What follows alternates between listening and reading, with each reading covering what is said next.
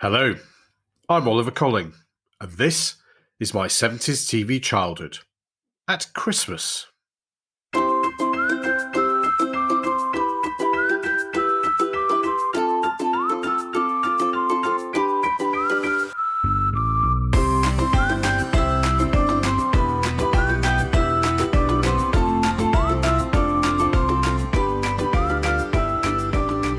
Hello, and welcome back to a Christmas-themed special edition of the podcast which isn't afraid to celebrate growing up in the 1970s, where life was very different than today, and where TV played a central part in our and our nation's life. As usual, thanks for all your comments and feedback. I really enjoy hearing from you, and I'm so pleased that my trips back in time are bringing back so many happy memories. My generation, who grew up in the 1970s, have got a great story to tell, so I'm proud to help tell it. I'd really like to hear from you, and you can share your thoughts by visiting our blog, www.my70stvchildhood.com, tweeting me at 70stvchildhood, or emailing me, oliver@my70stvchildhood.com. So what was Christmas like as a child growing up in 1970s Britain?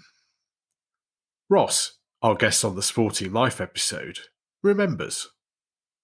It was a very happy time, simpler time. I remember things, as everyone does, about Christmas as well, being a magical time, having the Evel Knievel toy. I was lucky to get one of those, and believe me, they were hard to come by. I could never get one. It's that and Stretch Armstrong. I never had a Stretch Armstrong either. Well, the Evel Knievel and what he could do if you wound him up tight enough was amazing. So, yeah, it was happy memories. When I look back to my childhood Christmases, I think there are three things which stand out in my memories. Spending time with the extended family, the whole industry around Christmas presents, including what you wanted, what you actually got, and those things which were on your list but never quite made it into your stocking. And the third thing I remember is Christmas television. The broadcasters pulled out all the stops for the viewing public, and regularly, some of the highest viewing figures of the decade were clocked up over the festive period. Thinking a bit more about these three things, our family was a bit unusual in that my father, a C.V. clergyman, worked over the Christmas period. So our grandparents always came to our house for Christmas, rather than us packing up and going elsewhere. I remember that they arrived on the afternoon of Christmas Eve, usually in time to take my sister and me to the Christmas Eve crib service in church, and then we'd retreat home and warm up in front of the fire, which wasn't normally used due to the central heating being very efficient. Once all the grandparents had assembled, my father would then begin the annual ritual of asking them all whether they wanted a drink. It was normally gin and tonics all round, with the exception of my paternal grandmother, known as Grandma, who took the opportunity to have her annual treat of a Babycham, which at the time was the height of sophistication. My maternal grandmother, known as Granny, to distinguish her from Grandma, obviously, always demurred on having a drink and would refuse a number of times, and then, just as my father was easing himself into an armchair, would pipe up, "Oh, go on then, I will have a drink. Gin and tonic, please, Jock," which is my father's name. This ritual was repeated annually, to the point where my sister and I would be waiting for the inevitable conclusion which forced my father to stand up and go back to the drinks cabinet. My grandparents would stay for 2 or 3 days and then depart, and we saw the rest of the family on New Year's Day, when one of my uncles or aunts would host a get-together of our wider family, meeting some time with my cousins. These were generally fun family gatherings, with lots of laughter, games, and good humour, with my Uncle Brian prone to challenging younger members of the family to press-up competitions or arm wrestles, which he invariably won. One year, one of my cousins brought along the brand new sensation of Pong, one of the first video games, and we all took turns to be mesmerised by bips and bops of the game, which, for those who don't remember it, was a very rudimentary version of tennis. But at the time, a technological marvel nonetheless. Which brings me nicely on to presents. As I've mentioned in an earlier episode, Christmas preparations went on apace at primary school, including writing to Father Christmas and drawing up the all-important present list. As we heard from Ross earlier, you won some and you lost some. I never did get an Evel Knievel, but I do remember getting some fantastic presents. So here's my top 3. Like many little boys, I had a strange idea of what war was like, and found military things very exciting, largely based on what I'd seen on the television. So one of my best ever Christmas presents was Action Man. For those who weren't around then, Action Man was the ultimate boy's toy. My first Action Man was a straightforward soldier, but I soon added to my collection of uniforms and equipment, to the point where I was saving almost all of my pocket money to get the next item. What stood out was the quality and accuracy of all of the uniforms and equipment. They really were authentic replicas of World War II and later military dress and equipment, and we loved it for that. Unfortunately, I didn't ever get the Action Man paratrooper set, but decided to reproduce that by using a hanky and throwing him out of an upper floor window to test whether the hanky made a good parachute. As you can probably imagine, it didn't, and my Action Man lost a hand as a result, for which I then invented a backstory of heroic proportions to explain the loss. I got a second Action Man a couple of years later, and this one had, wait for it, gripping hands, so was able to grip some of the weapons better. Later versions also had eagle eyes which shifted from side to side, but by that point I'd moved on to other things. Second in my top 3 was my train set. On Christmas morning 1975, I woke up to find a note left by Father Christmas, telling me to go downstairs to the living room. Intrigued, I went down to find a huge Hornby layout on the carpet, with 2 trains and various stations, signals and tunnels. Needless to say, I was delighted beyond words, and spent the next few days doing nothing else but playing with my new set. Thinking about it now, I can feel the joy of that moment all of these years later. My final top toy was one I got for Christmas in 1977. Christmas 1976 being a complete write-off as far as I was concerned, as I had glandular fever over the Christmas holidays, and only managed to spend about 10 minutes out of bed on Christmas Day itself. In 1977, I had badgered my parents for months for this, and when it finally arrived on Christmas morning, I was so excited that I was out of bed about 2 a.m. to unwrap it. What was it, I hear you ask, that caused such excitement? Well, it was the flick-to-kick sensation referenced in the undertones My Perfect Cousin, Subbuteo. And not only Subbuteo, but the jewel in the Subbuteo crown, the Stadium Edition, which included not only 3 teams, but also floodlights, a scoreboard, pitch fencing, and even a grandstand with little spectators inside. This was the ultimate present for a 10-year-old football fan, and began months of league competitions and exciting cup dramas to be played out on the green bays. There are plenty of others which could have made the top 3, like Slinky, Spirograph, and of course the incomparable Lego, but I do have to draw a line somewhere. There were also the ones that got away.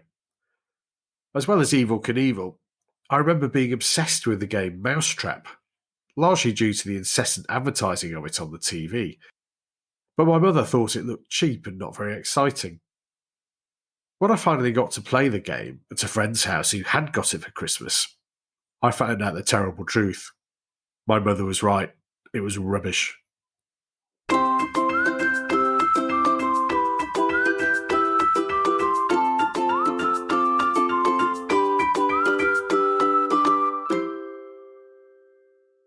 And so on to 1970s Christmas television. In our house, we knew Christmas wasn't far away when the double issues of the Radio Times and TV Times appeared. For legal reasons in those days, each broadcast was not allowed to list the other's programmes, so the viewer had to buy 2 TV guides. Bizarre when you look back now. We never had TV guides at any other time of the year, so this was a special treat, and all the family would look through to find their own particular highlights and plan to watch them. However, this also caused problems, as, don't forget, there were no video recorders for much of the 70s, so families would have to agree what they were going to watch, and there were regular reports on TV, radio and in the newspapers across the country of family punch-ups, usually fueled by drink, caused by arguments over who wanted to watch what programme on Christmas Day. So what marvellous programming caused such passionate and violent reactions? Well, I'm lucky enough to have got hold of both the radio and TV Times double editions for 1975.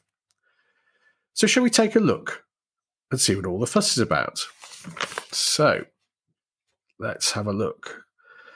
Let's have a look at the Radio Times first. So the Radio Times, for those who don't remember, only dealt with BBC programmes. So let's start on Christmas Eve, Wednesday the 24th of December 1975. Right, so programmes began with Teddy Edward, read by Richard Baker. That was very nice. The Mr. Men. Mr. Happy, told by Arthur Lowe. Very good. The Banana Splits were on at 9 o'clock. Yet again, it says here that it was a repeat. And if you remember back to our previous episode dealing with the Banana Splits, I think they were on every Christmas, every Easter, and every summer. That was followed by Before the Ark, Part 3 of 8, a detective story. I don't remember that. 10:05, The Engineer Through the Looking Glass. The Royal Institution Christmas Lectures.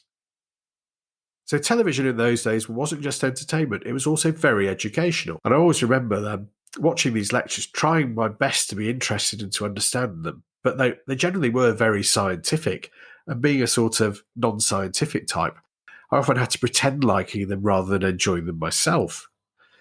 What else have we got? 11:40. We've got Holiday Star Trek, Operation Annihilate. Well, that doesn't sound very Christmassy. What's happening here? The Enterprise crew attempts to stop a plague of amoeba-like creatures from possessing human hosts and spreading throughout the galaxy. Definitely not very Christmassy. Let's turn the page here. What else have we got? Foghorn Leghorn, Laurel and Hardy, Pebble Mills Christmas Special with guests Roy Hudd, Stan Boardman and the Howarth Brass Band. That sounds like a treat. 2:05, film Jumbo, starring Doris Day and Stephen Boyd. Do you know, that one's passed me by. Obviously, I know who Doris Day is, but I'm afraid, Stephen, I don't remember you at all. That was followed by Bugs Bunny, Jack Wabbit and the Beanstalk. Okay. And then a treat at 4:15. The Crackerjack Pantomime, Robinson Crusoe. For those of you that don't remember, Crackerjack was a feature of Friday afternoons. And this one, the pantomime, starring Don McLean, Peter Glaze, Jan Hunt and Ed Stewart, with special guests Windsor Davies, Don Estelle, John Inman and John Laurie. Just to put that into perspective, the Crackerjack Pantomime could command the stars of some of the most popular television programmes on television. Windsor Davies and Don Estelle of the then popular It Ain't Half Hot Mum, John Inman from Are You Being Served, as referenced in one of our earlier episodes, and John Laurie, the lugubrious undertaker, Private Fraser, from Dad's Army, with the famous catchphrase, "We're all doomed." So that must have been exciting. I'm afraid I don't remember it. More Tom and Jerry cartoons, and then at 5:45, the Jim'll Fix It Christmas Special with Jimmy Savile OBE. His name does keep cropping up in our reminiscences of the 1970s. A Walt Disney film was on after that, followed by The Dick Emery Christmas Show, Porridge, and Kojak, A Question of Answers, a special full-length film for Christmas Eve starring Telly Savalas. And then at 11 o'clock, Andre Previn's Christmas Music Night. So, before he'd appeared on the Morgan White's Christmas show, Andre was giving his own show on Christmas Eve. All very good. And rounding off with Midnight Mass of the Nativity from St. Eugene's Cathedral in the Diocese of Derry. Yeah. Let's have a look. Because we also have BBC Two to continue. BBC Two appears to be mostly Carols from Kings, Ceremony of Nine Lessons and Carols. But then most of the evening appears to be given to opera, which I certainly wouldn't have been watching as an 8-year-old in 1975. Rounding off with the Old Grey Whistle Test. And then Beat the Devil. Very interesting. Well, let's just lay that to one side and see what the competition was like for Christmas Eve on ITV. So let's have a look. ITV, where are we? Okay, so ITV. Well, the morning has a number of cartoons and films. Oh, and then at 12 o'clock, we've got The Adventures of Rupert Bear, one of my favourites. Great theme tune as well. Rupert and the Lonely Pillar Box. That sounds nice. Followed by the Rainbow Christmas Special, Christmas present wrapping. Oh, and then 12:30, Derek Beatty hosts the Mr. and Mrs. Christmas Party. I do remember Mr. and Mrs. You have these lovely old couples who come on and fail to answer questions about their respective husband or wife. And then those that managed to actually do get through, they'd win £10 and a carriage clock, I seem to remember. But it was lovely stuff. Then in the afternoon, we've got Miracle with 34th Street, followed by General Hospital. Oh, and then at 4:15, Sooty the Christmas Show. I loved Sooty. He's such an innocent bear. And him and Sweep and Sue. Oh, lots of happy memories there. Followed by The Little Match Girl, The Tragic Story, this time a cartoon version. And then Out of Town with Jack Hargreaves, who most of you will remember from How, with his pipe and beard. And that's about all I can remember. Other things, we've got Crossroads, followed by This Is Your Life, and Coronation Street. Oh, and here's a treat at 8 o'clock. Merry Christmas, Fred from the Crosbys. A special tribute to Fred Astaire from the whole of the Crosby family. Well, thanks, Bing. I'm sure that Fred really enjoyed having you over for the holidays, as I'm sure you were called. So that's about it for Christmas TV. Let's go back to the Radio Times and see what it was actually on the big day itself. So, let's see. Oops. Thursday, the 25th of December, 1975. In the morning, we've got some cartoons. And we've got Hark the Herald Angels Sing, the Christmas story told in carols. That's nice. Christmas morning service from St. George's Chapel, Windsor. Followed by a Rod Hull and Emu Christmas special, Sing a Christmas Song. Bit more Laurel and Hardy. And then at 1:20, we've got Holiday on Ice, your annual ringside seat at one of the world's most spectacular touring ice extravaganzas. Surely I wasn't the only one that found this extremely tedious and tiresome, and probably one of the worst things ever on television. Why they had to have all these dancers on ice, as opposed to just having on the stage, I could never understand. But anyway, then on to one of the highlights of Christmas Day for many families. 2:10, Top of the Pops, introduced by Tony Blackburn and Noel Edmonds. The Christmas edition of the Top of the Pops was the one to watch. And I remember in our house, my sister managed to persuade my parents to let us watch the TV just before the Queen, just so we could watch who was going to be top of the Christmas Pops. At 3 o'clock, the Queen talking to the Commonwealth, followed by an hour of Billy Smart's Christmas Circus. I never quite got the circus, particularly the clowns. I'm not surely the only one listening who really just doesn't find clowns funny. But anyway, on to the next programme. The Wizard of Oz. Good traditional blockbuster film. Then we move on to the evening programmes, where we've got Bruce Forsyth and the Generation Game with Anthea Redfern. And then the Some Mothers Do Have 'Em Christmas Special.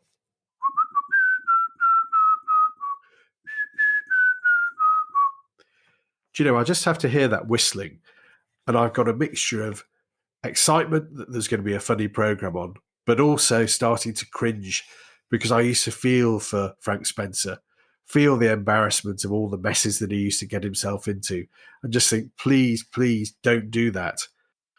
And then the jewel in the Christmas crown at 7:40, the Morecambe and Wise Christmas show. Special guests, the late departed Diana Rigg and the late departed Des O'Connor, Gordon Jackson, Diane Solomon, Robin Day, and Brenda Arnor. And then we had Butch Cassidy and the Sundance Kid as the big movie, and wrapping up with a special Christmas edition of The Good Old Days from the stage of the City Varieties Theatre in Leeds. Well, that sounds like some good quality entertainment. I wonder what ITV had as a competition. Let me just grab hold of TV Times again. So what was on ITV? Okay, started off with Rainbow again. Service from Luss Parish Church, Loch Lomond, very nice. A Merry Morning from St Luke's Hospital, Bradford.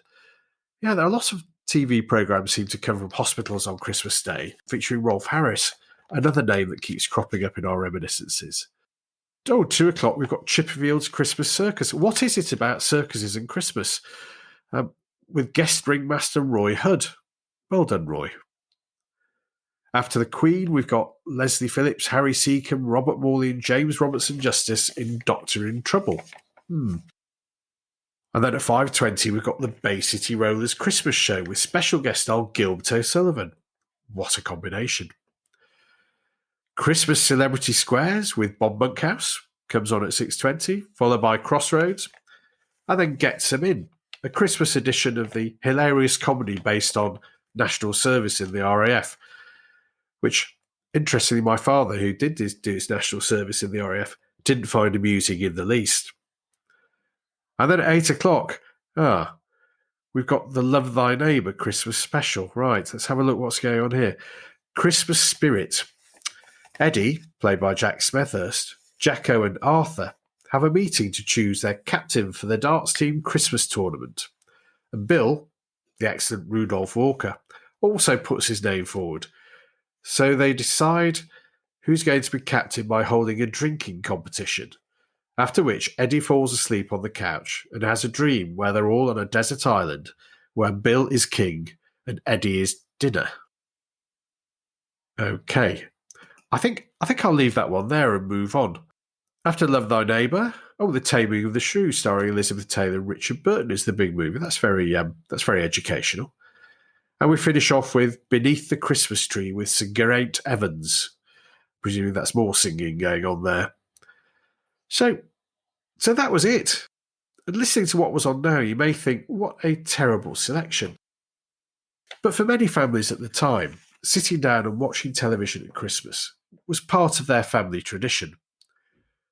Whether it was just watching the Queen's Christmas Message, Top of the Pops, or the Morecambe and Wise Christmas show, these programmes became regular features.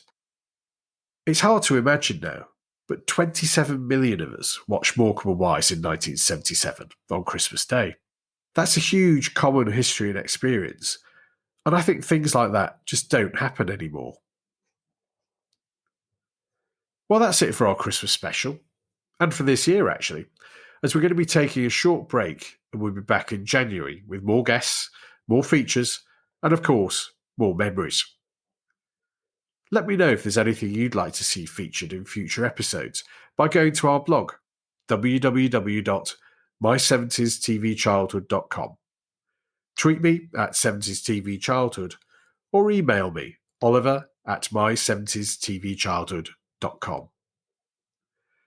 So finally, I hope that you and those you love have a happy Christmas, stay safe, and let's hope that 2021 is a happy and healthy year for all of us. See you next year for more from My 70s TV Childhood.